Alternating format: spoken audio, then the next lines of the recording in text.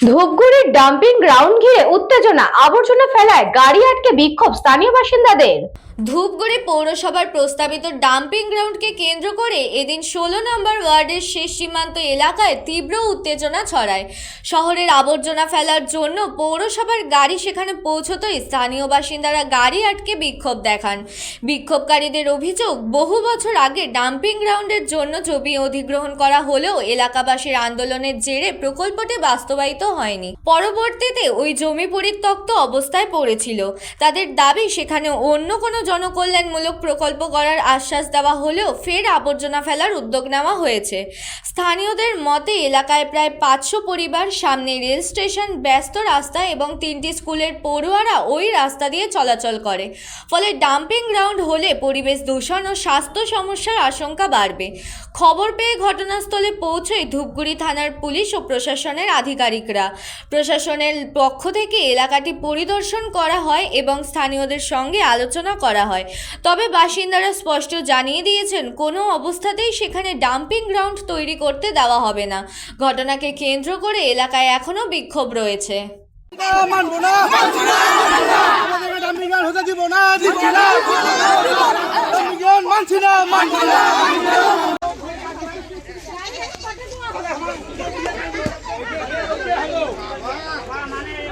মানে কি আসলে ম্যাডাম পুরসভা থেকে কাজ আসে আমার বুঝত টাকা যাবে না।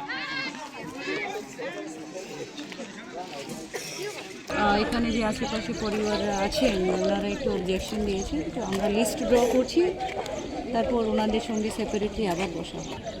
দেখুন, এখানে আমাদের মানুষকে হয়তো বোঝাতে পারছি না, ওনাদের 20 বছর ধরে এটাই ধারণা যে ডাম্পিং সাইট হবে, ডাম্পিং সাইট হবে, কিন্তু এটা ডাম্পিং সাইট হবে না। এটা আমরা সায়েন্টিফিক্যালি একটা সলিড ওয়েস্ট ম্যানেজমেন্ট ইউনিট তৈরি করছি, যেখানে প্লাস্টিক সেগ্রিগেশন হবে এবং প্লাস্টিক সেগ্রিগেট করার পর প্লাস্টিক ম্যানেজমেন্ট ইউনিট আমাদের আছে ঝুমুরে, ওখানে দেওয়া হবে এবং বাকি যা আছে সেটাতে জৈব সার তৈরি হবে।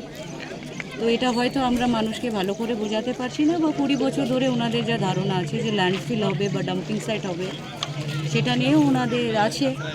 তো আমরা দেখি আগামী দিনে আবার বসবো ওনাদের সঙ্গে।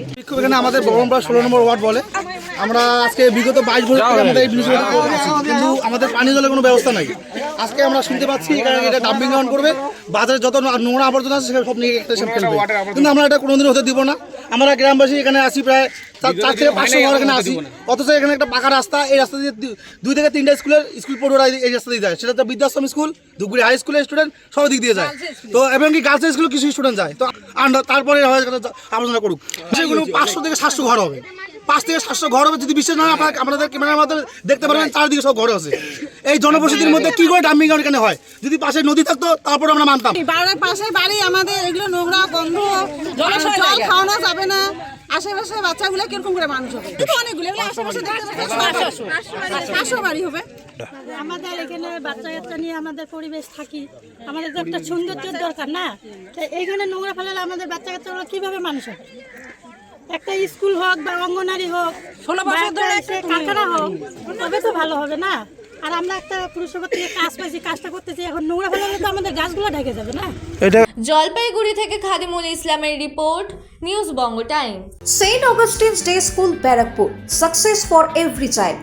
Admission open session 2026 to 2027. Contact number 9007934555. AM jewellers Ichapur, Anandamath. আমাদের মেকিং চার্জ 3%। আমাদের লাইভ দেখুন JM জুয়েলার্স ফেসবুক পেজে প্রতিদিন রাত 7:35 আমাদের ভিডিও শেয়ার করলে পেয়ে যাবেন সোনার নাকছাবি একদম ফ্রিতে। ঠিকানা ইছাপুর, আনন্দমঠ, উত্তর 24 পরগনা।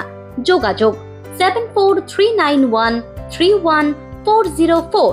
আমাদের অনলাইন ডেলিভারির ব্যবস্থা আছে।